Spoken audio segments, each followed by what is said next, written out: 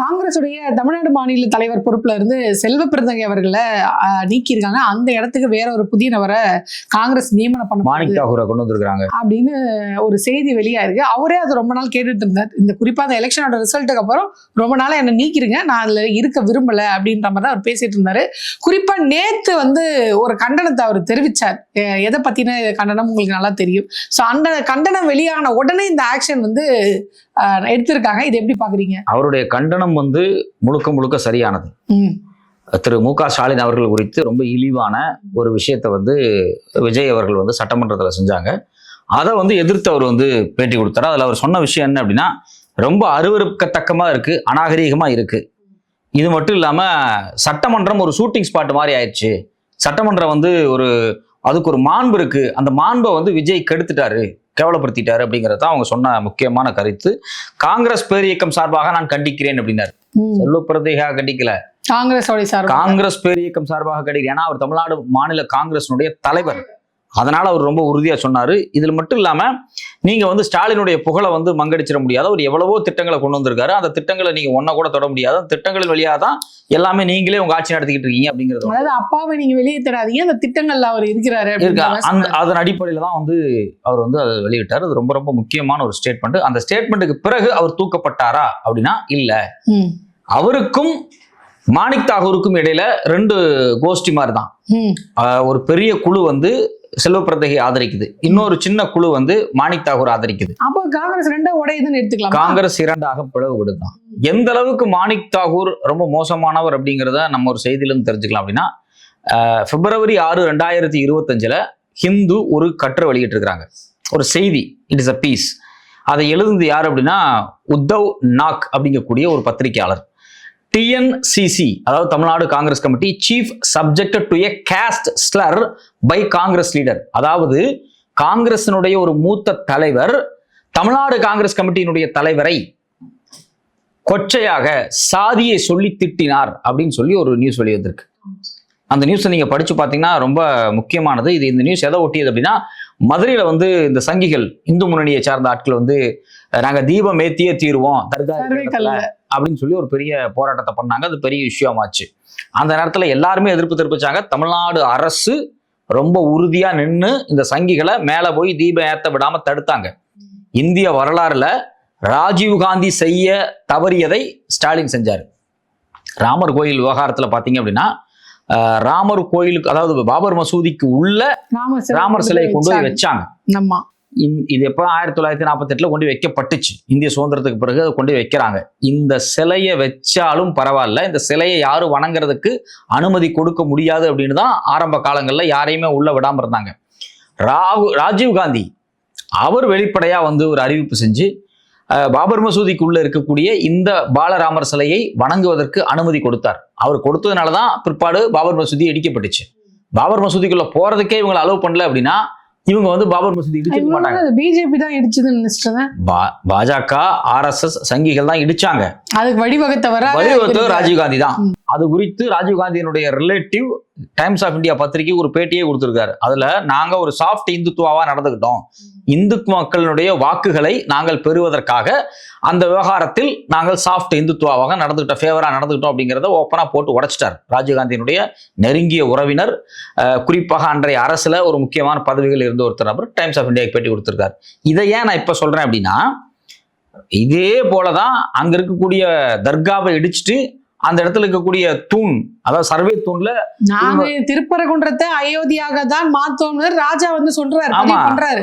ராஜா சொல்லியிருக்காரு. இப்ப என்ன நடந்துச்சு அப்படின்னா, இவங்க போய் அங்க மேல போய் இந்த தீபேத்த முயற்சியோடமோ தடுக்கப்பட்டதுனால பெரிய பிரச்சனையாச்சா. அந்த நேரத்துல அன்னைக்கு செல்வ பெருந்தகை தான் காங்கிரஸுடைய கட்சியினுடைய தலைவராக இருந்தார். அவர் ஒரு ஸ்டேட்மெண்ட் வெளியிட்டார். அவர் என்ன சொன்னார் அப்படின்னா, நான் நாளைக்கு மதுரை போவேன், மதுரை போய் நான் மேல இருக்கக்கூடிய முருகனையும் தரிசிச்சுட்டு தர்காவுக்கும் போயிட்டு வருவேன் அப்படின்னு அவர் சொன்னார். ஆனா அவர் போகல. ஏன் போல தெரியுமா? அன்னைக்கு இந்த மாதிரி வார் ரூம்ல வைத்து காங்கிரஸோடைய தலைவர், நீங்க குறிப்பிட்டீங்களா, அந்த தலைவர் நீ இந்த மாதிரி ஒரு நிலைப்பாடை எடுக்கும் பொழுது எனக்கு இங்க இருக்கக்கூடிய சாதி ஓட்டுகள், இந்துக்கள் ஓட்டுகள் விழாது, நீ எப்படி இப்படி ஒரு முடிவு எடுப்ப அப்படிங்கிறதா. இந்த காங்கிரஸ் பத்தி இன்று வெளியிட்டிருக்கக்கூடிய இந்த பீஸ்ல என்ன இருக்கு அப்படின்னா, வார் ரூம்ல நடந்த ஒரு முக்கியமான கூட்டத்துல ஒரு சீனியர் காங்கிரஸ் தலைவர் தமிழ் மாநில காங்கிரஸினுடைய தலைவராக இருக்கக்கூடிய செல்வப்பிரந்தை அவர்களை ஜாதி சொல்லி கொச்சையா திட்டினார் அப்படி. ஏற்கனவே மாணிக் தாகூருக்கும் செல்வப்பிரந்தை அவர்களுக்கு தான் பிரச்சனை ஓடிக்கிட்டே இருந்துச்சு கூட்டணி பிரச்சனையில. இதுல வந்து பிரவீன் சக்கரவர்த்தி அப்படிங்கிறவர் தான் ராகுலுடைய ஒரு ஆளா நின்று மாணிக் தாகூருக்கு சப்போர்ட்டா. அதே பிரவீன் சக்கரவர்த்தி தான் டிவிகே சார்பா எம்பியா போய் உட்கார்ந்து திமுக சார்பா எம்பியா போயிருக்காரு. அது மட்டும் இல்லாம அவர் தான் வந்து பாத்தீங்க அப்படின்னா இந்த கூட்டணி எல்லாம் செதறக்கு ஒரு முக்கியமான ஒரு நபரா செயல்பட்டு இருக்கிறார். இப்போ இந்த வார் ரூம்ல வச்சு திட்டினது யார்? மாணிக் தாகூர் தான். அப்படிதான் நம்ம எடுத்துக்க வேண்டியதா இருக்கு இந்துவினுடைய செய்தியின் அடிப்படையில். ஸோ அப்போ செல்வப்பிரந்தகை அவர்கள் ஒரு தலித் சமூகத்திலிருந்து வந்திருக்கிறாரு, ஒரு கிரவுண்ட்ல அடிமட்டத்திலிருந்து வந்திருக்கிறாரு, அவர் காங்கிரஸ் கட்சியினுடைய தலைவர் ஆயிருக்காரு அப்படிங்கிறது ஒரு பெருமைக்கு உட்படுத்த வேண்டிய ஒரு விஷயம். ஏன்னா இன்னைக்கு ஆல் இந்தியா தலைமை, அதாவது இன்னைக்கு ஆல் இந்தியா காங்கிரஸ் அப்படிங்கிறது கார்கே அவர்களுடைய தலைமையில் இருக்கு. ஒரு தலித் சமூகத்திலிருந்து அவர் வந்திருக்கிறார். அவருடைய மகன் இன்னைக்கு வந்து RSS கண்ணில் விரல விட்டு ஆடிக்கிட்டு இருக்காரு. RSS கணக்கு வழக்கு கேட்டுக்கிட்டு இருக்காரு. எடுத்துட்டு வா கணக்கு வழக்கு அப்படிங்கிறாரு. நான் வந்து கர்நாடகாவில் இருக்கேன், நான் வந்து ஒரு ஹோம் மினிஸ்டரா இருக்கேன், நீ வந்து எல்லா டாக்குமெண்ட்ஸையும் எடுத்துட்டோம் அப்படின்னு கேட்கிறாருல, அது ஒரு முக்கியமான விஷயம். இது சாதாரண விஷயம் கிடையாது. கண்ணில் விரல விட்டு ஆடிட்டு இருக்காரு. ஆல் இந்தியா காங்கிரஸ் தலைமையில் ஒரு தலித் வந்து உட்கார்ந்து இருக்கிறாரு அப்படிங்கும்போது, அதே போல தமிழ்நாடு காங்கிரஸ் கட்சி தலைமைக்கு ஒரு தலித் இருக்கும்போது, ஒருவர் தலித்தாக தேசியத்திலே இருக்கும்போது, மாநிலத்தில் இருக்கும்போது மாணிக் தாகூருக்கு எங்க இருந்து அந்த திமிர் வந்துச்சு? இவர் மாதிரி ஆட்கள்லாம் எப்படி ஜாதி சொல்லி பேச ஆரம்பிக்கிறாங்க? அப்போ காங்கிரஸ்குள்ள இருக்கக்கூடிய பிளவுகள் தான். ஜாதிய பண்ணையார்த்தனமான ஒரு குழு எப்பவுமே காங்கிரஸ்குள்ள இருக்கு. உழைக்கிறவன், மக்களுக்காக கஷ்டப்படுறவன் எவனும் காங்கிரஸ்ல போய் சேரமாட்டான். தன்ட்ட காசு இருக்கு, பணம் இருக்கு, சொத்து இருக்கு, தின்னுட்டு ஊரை ஏமாத்தணும், ஒரு பதவி வேணும் அப்படிங்கிறவன் தான் போய் சேருவான். இதுல இன்னொரு முக்கியமான விஷயம் என்ன அப்படின்னா, பிரவீன் சக்கரவர்த்தி யாரு? தமிழ்நாட்டுக்கும் பிரவீன் சக்கரவர்த்திக்கு என்ன சம்பந்தம்? அவர் டிவிகே கட்சி, அவர் என்ன காவேரி போராட்டத்துக்கு வந்தாரா? எனக்கு காவேரி போராட்டத்துக்கு வந்தீங்களா? முல்லை பெரியார் போராட்டத்துக்கு வந்தீங்களா? இந்திய போராட்டத்துக்கு வந்தீங்களா? நீங்க தான் இந்திய திணிச்சதே. தமிழ்நாட்டுக்கு எந்த சம்பந்தமுமே இல்லாத இந்த பிரவீன் சக்கரவர்த்தி தமிழ்நாட்டினுடைய அரசியலை முடிவு பண்ணக்கூடிய இடத்துக்கு எப்படி நகர்ந்தாரு? எப்படி இன்னைக்கு தாவேக அரசாங்கத்துல இந்த விஷ்ணு ரெட்டி வந்து உட்கார்ந்து இருக்காரு, ஜான் ஆரோக்கியசாமி வந்து உட்கார்ந்து இருக்காரு, நேத்து நாராயண் ஒருத்தனை கூப்பிட்டு டெல்லிக்கு சிறப்பு பிரதிநிதியா போட்டிருக்காங்க. கர்நாடகா, கன்னடர், தெலுங்கு எல்லாத்தையும் கொண்டு வந்து உட்கார வச்சு தமிழ்நாட்டினுடைய அரசை நடத்திட்டு இருக்காரு இல்லையா இந்த விஜய் அவர்கள். இந்த விஜய் போலதான் இவங்களும் வேற வேற மாநிலத்தில் இருக்கக்கூடிய ஆட்கள் அவங்க சொல்ற பேச்சை கேட்டுட்டு, குறிப்பாக பார்ப்பன சமூகத்தை, இந்த உயர்ஜாதி சமூகத்தில் இருக்கக்கூடிய ஆதிக்கத்துக்கு வந்து இந்த காங்கிரஸ் கட்சி ஒரு செவி சாய்க்கும். பிரவீன் சக்கரவர்த்தி என்ன கிரெடிட் இருக்கு? அவர் கட்சிக்காக போஸ்ட் அடிச்சாரா? கட்சிக்காக உழைச்சாரா? கட்சிக்காக பாடுபட்டாரா? என்ன பண்ணாரு? அவர் ஒரு பார்ப்பன சமூகத்திலிருந்து வந்திருக்காரு. இந்தியன் எக்ஸ்பிரஸ்லயும் டைம்ஸ் ஆஃப் இந்தியாலையும் எழுதுவாரு. ராகுல் காந்திக்கு ஒரு அட்வைசர், நெருங்கிய நண்பர். உடனே பாத்தீங்களா அவருக்கு யார் சாதகமானாலும் மாணிக் தாகூர் தூக்கி தமிழ்நாடு காங்கிரஸ் கட்சியினுடைய தலைவராக போட்டாங்க. அவ்வளவுதான். இந்த காங்கிரஸுக்குள்ள ரெண்டு பிளவு பெருசாகிறதுக்கு முக்கியமான காரணமே மாணிக் தாகூர் தான். அதுல முக்கியமா ரோல் பிளே பண்ணது பிரவீன் சக்கரவர்த்தி, மாணிக் தாகூர் கிரவுண்ட்ல இந்த வேலையை பார்த்தவர். இன்னொன்னு வந்து என்ன அப்படின்னா, எலெக்ஷனுக்கு முன்னாடி வந்து பிரவீன் சக்கரவர்த்தியோ மாணிக் தாகூர் மாதிரி ஆட்கள் வந்து விஜயோட கூட்டணிக்கு போகணும் அப்படின்னு வந்து ரொம்ப ஸ்ட்ராங்கா பேசுவாங்க. அப்ப செல்வப்பிரந்தகையார் வந்து அங்க டெல்லியில இருந்து வந்து தலைவர்கள் கூட விடாம இந்த கூட்டணி முறிஞ்சிடக்கூடாது அப்படின்றதுக்காக, திமுக காங்கிரஸ் கூட்டணி முறிஞ்சிடக்கூடாது அப்படின்றதுக்காக ஒரு மெனக்கெடல் பண்ணாருதான். அதை வந்து நம்ம யாரும் மறுக்க முடியாது. இப்ப அதுல வந்து ரிசல்ட் வந்த உடனே ஒரு நியூஸ் என்ன பேசப்பட்டது அப்படின்னு பாத்தீங்கன்னா, நான் அன்னைக்கே சொன்னேன், செல்வப்பிரந்தகை அவர்களோட பேச்சு கேட்டு காங்கிரஸ் இன்னைக்கு நீங்க இந்த மாதிரி இந்த கம்மியான எம்எல்ஏக்களை இன்னைக்கு வின் பண்ணது காரணம் செல்வப்பிரந்தகையோட தப்பான கணிப்பு தான். எங்க கணிப்பு கேட்டிருந்தீங்கன்னா இன்னைக்கு நம்ம வந்து பெரிய லெவல்ல வந்திருக்கலாம். மாணிக் தாகூருக்கு 10 எம்எல்ஏ 20 எம்எல்ஏ வேணும், 2 மினிஸ்டர் 3 மினிஸ்டர் வேணும். ஆனா செல்வப்பிரந்தகைக்கு அது கிடையாது. செல்வப்பிரந்தகைக்கு பாசிச எதிர்ப்பு, சனாதன எதிர்ப்பு, இந்தியா கூட்டணி ரீதியாக பலப்படுத்தணும். நான் என்ன கேட்கிறேன், திமுக வேண்டாம் அப்படின்னு இவங்க வந்து தாவே காட்ட போறாங்கல்ல. திமுகவை விட தாவேகா எந்த அளவுக்கு பாஜகவை எதிர்த்து விட்டது, சனாதனத்தை எதிர்த்து விட்டது, ஏதாவது பண்ணாங்களா? நாங்களே சாப்பிட்டு சங்கிதான், அவங்களே ஒரு சாப்பிட்டு சங்கிதான். இல்லைன்னா காங்கிரஸோட அமைச்சர் சொல்றாரு, இந்த மாதிரி யூனிவர்சிட்டிக்கெல்லாம் வந்து சேர்மன் வைஸ் சான்சலரை அப்பாயின்மெண்ட் பண்றதுல சிஎம்ன்றது அந்த ஆட்சி காலத்துல எங்க ஆட்சி அதை தொடர வேண்டிய அவசியம் இல்லை அப்படின்ட்டு முதல்வருடைய உரிமையவே அவர் வந்து காலி பண்ற மாதிரி பேசிட்டு. இந்த ஒரு ஸ்டேட்மெண்ட் போதும் காங்கிரஸுடைய லட்சணம் என்ன அப்படி RSS அவங்களை பொறுத்த வரைக்கும். பாஜக என்ன சொல்லுது? இவங்க தான் நீட்டை கொண்டு வந்தாங்க, காங்கிரஸ் தான். அதை நீட்டை உறுதி பண்ணது பாஜக. இவங்க தான் GST கொண்டு வந்தாங்க, அதை உறுதிப்படுத்தினது காங்கிரஸ் பிஜேபி. அதாவது பிஜேபிக்கும் காங்கிரஸுக்கும் ஒரே கொள்கை.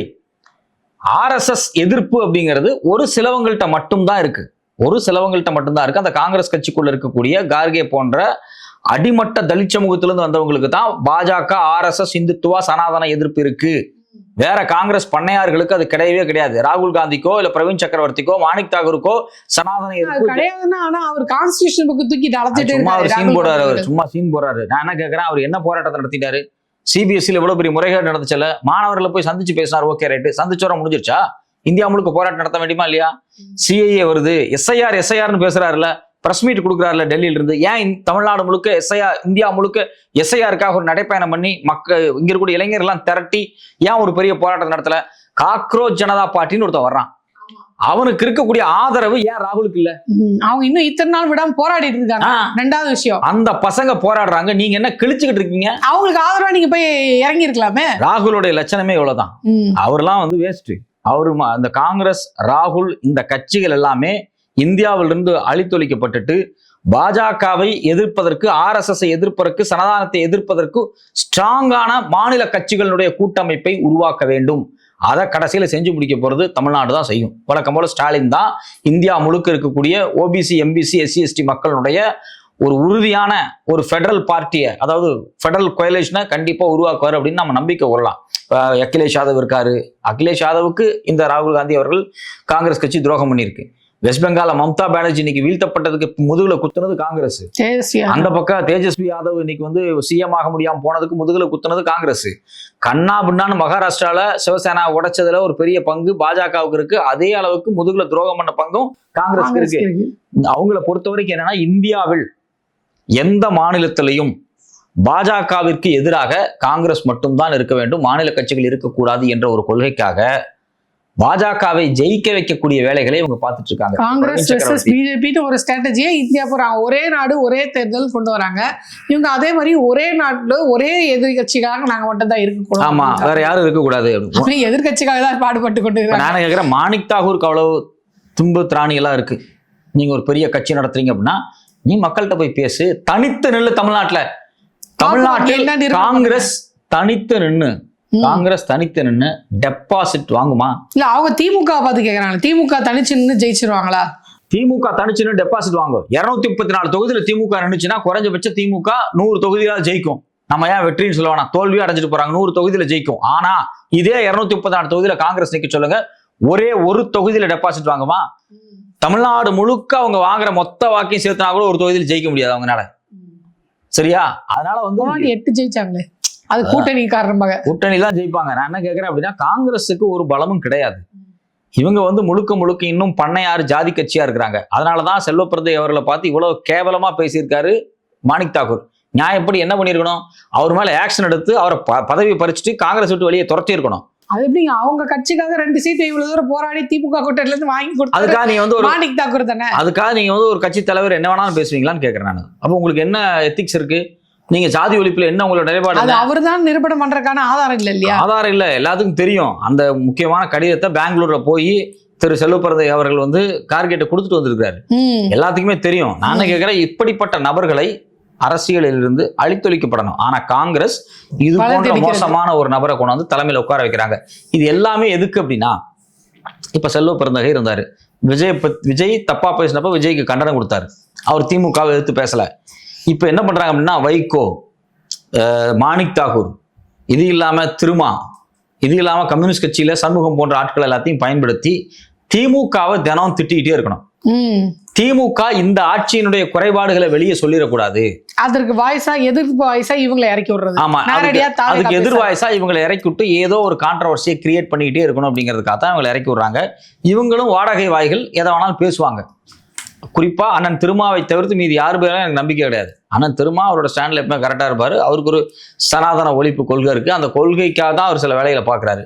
மற்றபடி பாத்தீங்க அப்படின்னா பல பேர் வந்து இங்க வந்து வைகோ அவர்களா இருக்கட்டும், இல்ல வந்து காங்கிரஸ்காரங்களா இருக்கட்டும், வைகோலாம் நீ உண்மையை உடைச்சிட்டாரு, அவரே சொல்லிட்டாரு குதிரை பேரம் நடந்திருக்கு அப்படிங்கிறாரு.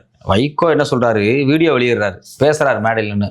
விஜய் என்ன கூப்பிட்டாரு, 2 தொகுதியில் ரிசைன் பண்ணுங்க, அந்த 2 தொகுதியில் நிக்க வச்சு நான் ஜெயிக்க வைக்கிறேன் அப்படின்னு பேசுறாரு. ஒரு கட்சி தலைவரையே கூப்பிட்டு ரிசைன் பண்ண சொல்லுங்க உங்க எம்எல்ஏ சொல்றாரு.